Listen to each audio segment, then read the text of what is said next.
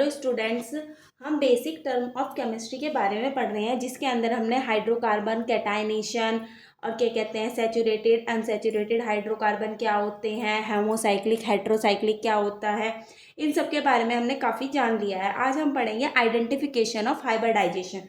जो हाइब्रिडाइजेशन होता है उसका हम आइडेंटिफिकेशन किस तरीके से करते हैं। अब इसमें क्या होता है, स्टेरिक नंबर होता है। जो हमारा स्टेरिक नंबर होता है इसको हम क्या बोलते हैं, नंबर ऑफ सिग्मा बॉन्ड। ये हमने कल पढ़ा था कि सिग्मा और पाई बॉन्ड किस तरीके से हम काउंट करते हैं किसी भी कंपाउंड के अंदर, और प्लस इसके साथ क्या लेते हैं, plus number of lone pair को लेते हैं। अब जब नंबर ऑफ लोन पेयर होती है, ये क्या होती है, लोन पेयर जो हमारे नॉन बॉन्डेड इलेक्ट्रॉन्स होते हैं, जो हमारे नॉन बॉन्डेड इलेक्ट्रॉन पेयर होती है उसको कहा जाता है। ठीक है, अब ये होते हैं। अब जो हमारा स्टेरिक नंबर होता है उसको हम निकालना है स्टेरिक नंबर, तो इसमें नंबर ऑफ सिग्मा बॉन्ड क्या होते हैं plus number of lone pair को हम लेते हैं। और जो हमारी इलेक्ट्रोनेगेटिविटी होती है, जो हमारी क्या होती है, इलेक्ट्रोनेगेटिविटी होती है, वो क्या होती है, प्रोपोर्शनल होती है किसके, परसेंटेज ऑफ एस करेक्टर के क्या होती है, हमारी प्रोपोर्शनल होती है। और जो हमारी बॉन्ड लेंथ होती है, इन सब के बारे में हम केमिकल बॉन्डिंग में और थोड़ा थोड़ा मैं भी आपको भी बता दूंगी। जो हमारी बॉन्ड लेंथ होती है वो प्रोपोर्शनल, इन्वर्सली प्रोपोर्शनल होती है परसेंटेज ऑफ एस करेक्टर के।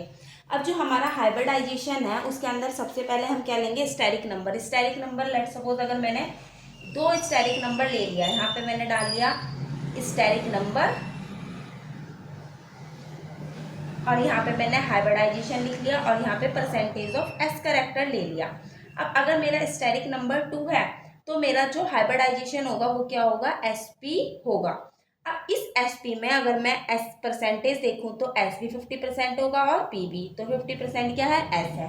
इसी तरीके से अगर स्टेरिक नंबर 3 है तो स्टेरिक नंबर 3 का जो हमारा वो बनेगा, क्या कहते हैं, हाइब्रिडाइजेशन, वो क्या बनेगा, sp2 बनेगा। s का हमेशा एक ही ऑर्बिटल होता है, p के ऑर्बिटल 3 होते हैं, और जो d होता है, d के ऑर्बिटल कितने होते हैं, 5 ऑर्बिटल होते हैं, और जो हमारा f होता है, f के कितने होते हैं, 7 ऑर्बिटल होते हैं, 1 2 3 4 5 6 7। ठीक है, अब 3 होता है तो हमारा sp2 है।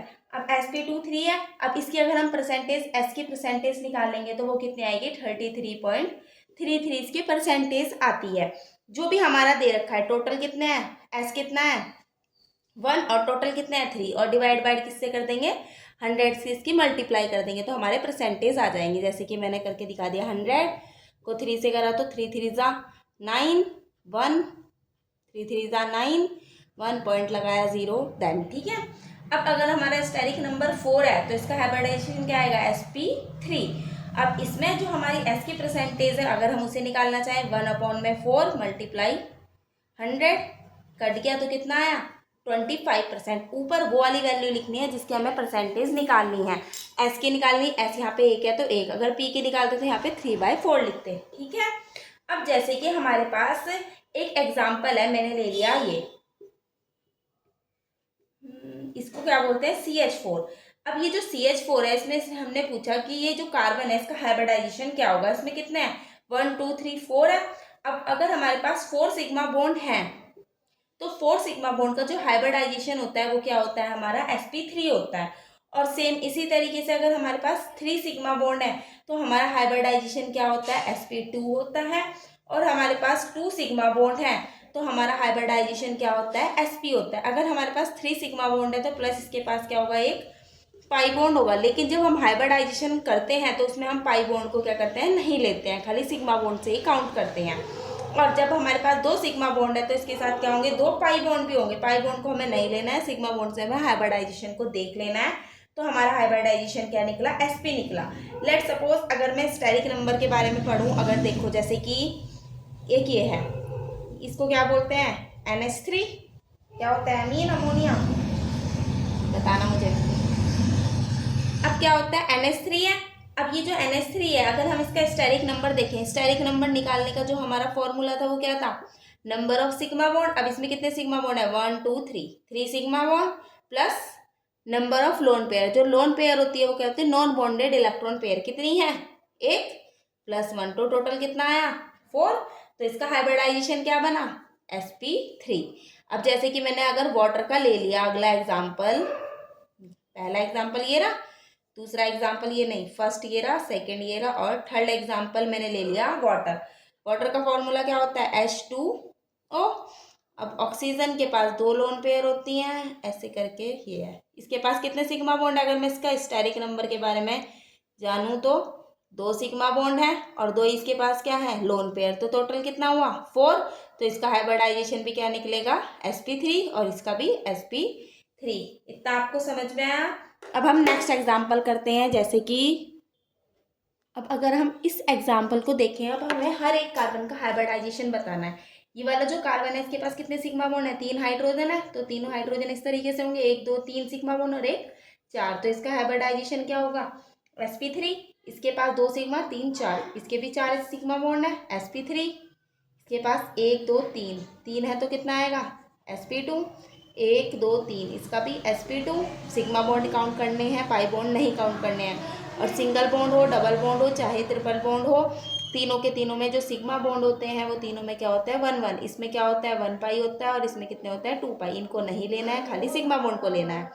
अब इसके अंदर जो मेरे सिग्मा बॉन्ड है वो कितने हैं, 1 2 3। इसमें भी 3 है, तो इसका भी हाइब्रिडाइजेशन क्या होगा, sp2। इसमें 1 और 1 2, तो sp। इसमें 1 2 3, तो sp2। इसमें 1 और 2, तो sp। इसमें 1 और 2, तो sp। और इस वाले कार्बन में कितने हैं, 3 और 1 4, तो sp3। अब आपको काउंट करना आ गया होगा कि किसी भी कंपाउंड, किसी भी फॉर्मूले के अंदर सिग्मा और पाई बॉन्ड को किस तरीके से हम काउंट करते हैं। अब हम इसके बाद अपना नेक्स्ट पढ़ते हैं, कॉन्जुगेटिव। अब हमने नेक्स्ट टॉपिक के बारे में पढ़ते हैं, इसके अंदर हाइब्रिडाइजेशन के बाद कॉन्जुगेटिव, कॉम्युलेटिव और आइसोलेटिव डबल बॉन्ड्स के बारे में पढ़ते हैं। अब जो कॉन्जुगेटिव होते हैं इसमें के अंदर क्या होता है, अल्टरनेट पोजीशन पर अरेंजमेंट ऑफ डबल बॉन्ड हमें देखने को मिलता है, अल्टरनेट पोजीशन पर। जैसे कि ये कोई स्ट्रक्चर है, यहाँ डबल बॉन्ड, फिर सिंगल बॉन्ड, फिर डबल बॉन्ड, फिर सिंगल बॉन्ड, फिर यहाँ पे क्या आएगा, डबल बॉन्ड आएगा। तो अल्टरनेट डबल बॉन्ड देखने को मिलता है। जैसे बेंजीन है, बेंजीन के अंदर भी हमें अल्टरनेट डबल बॉन्ड देखने को मिलता है, single bond double bond, single bond double bond. Cumulative के अंदर क्या होता है, हमारे कंटिन्यूअस डबल बॉन्ड चलते हैं। जैसे कि CH2 double bond, C double bond CH2। अगर मैं इसका नाम देखूंगी तो क्या होगा, 1 2 3, 3 कार्बन है, तो 3 कार्बन को क्या बोलते हैं, प्रॉप। और 1 और 2 पोजीशन पे डबल बॉन्ड है, तो 1 2 डाई इन। ये सब हम नॉमेनक्लेचर में पढ़ेंगे, तो कोई टेंशन नहीं लेनी है। अब अगर हमारा आइसोलेटिव डबल बॉन्ड होता है, इसके अंदर क्या होता है, ना तो हमारे कॉन्जुगेटिव होते हैं, ना हमारे कॉम्युलेटिव डबल बॉन्ड हमें देखने को मिलते हैं। नॉर्मली चलते रहते हैं, कहीं है कहीं नहीं है। जैसे कि एक स्ट्रक्चर मैंने बनाया, अब यहाँ पे डबल बॉन्ड लगा दिया, फिर यहाँ ना लगा के यहाँ पे लगा दिया। कहीं पे भी डबल बॉन्ड अल्टरनेटिव नहीं हो, ना एक के बाद एक हो, तो ना तो वो कंजुगेटिव होगा ना कॉम्युलेटिव होगा। उसे क्या बोलते हैं हम, आइसोलेटिव डबल बॉन्ड बोलते हैं। अगर बेंजीन के अंदर भी हमने इस तरीके से देखा, तो ना तो ये डबल बॉन्ड है, ना ये है, ना ये है, तो कौन सा होगा, आइसोलेटिव डबल बॉन्ड होगा। अब इसके बाद हम नॉर्मली इसके एग्जाम्पल थे, कंजुगेटिव जो अल्टरनेट पोजिशन पे होते हैं और ये कंटिन्यूअसली चलते हैं, कॉम्युलेटिव और आइसोलेटिव डबल बॉन्ड क्या होते हैं, जिसमें ये दोनों नहीं देखने को मिलते, ना तो कंजुगेटिव ना कम्युलेटिव। अब हम इसके बाद पढ़ेंगे, identification of degree, primary, secondary, tertiary, quaternary, किस तरीके से।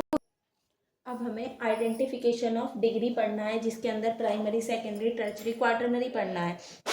अब ये क्या होती है, हमारे कार्बन के बेस पे भी हो सकती है, हाइड्रोजन के बेस पे भी हो सकती है, एल्काइल हैलाइड पर भी, अल्कोहल के बेस पे भी, एमाइड के बेस पर भी हो सकती है, और एमीन के बेस पर भी, एमीन और एमाइड के।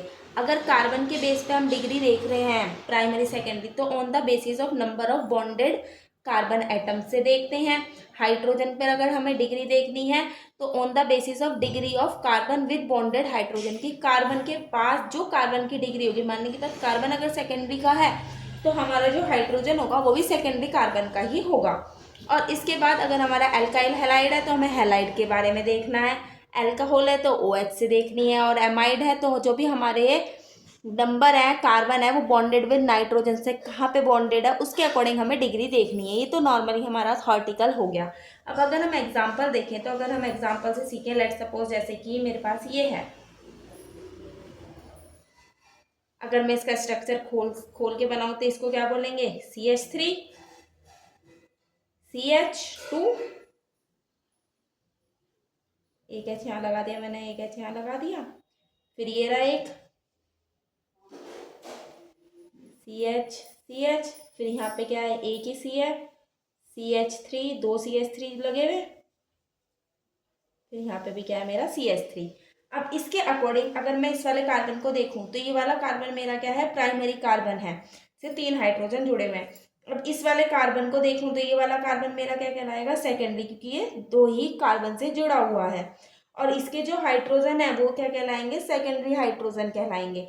ये वाला कार्बन कितने से जुड़ा हुआ, 2 से ही जुड़ा हुआ, तो इसको भी हम क्या बोलेंगे, सेकेंडरी कार्बन बोलेंगे। ये वाला जो मेरा कार्बन है ये कितने कार्बन से जुड़ा हुआ, 1 2 3 4 कार्बन से जुड़ा हुआ, तो इसे क्वाटरनरी बोलेंगे। और ये वाला कार्बन कितने से जुड़ा हुआ है, 1 2 3 नहीं है, खाली 1 से जुड़ा हुआ है, तो इसे क्या बोलेंगे, प्राइमरी। ये एक ही कार्बन से जुड़ा हुआ है, ये प्राइमरी। सेकेंडरी टर्चरी हमें देखने को नहीं मिला, टर्चरी में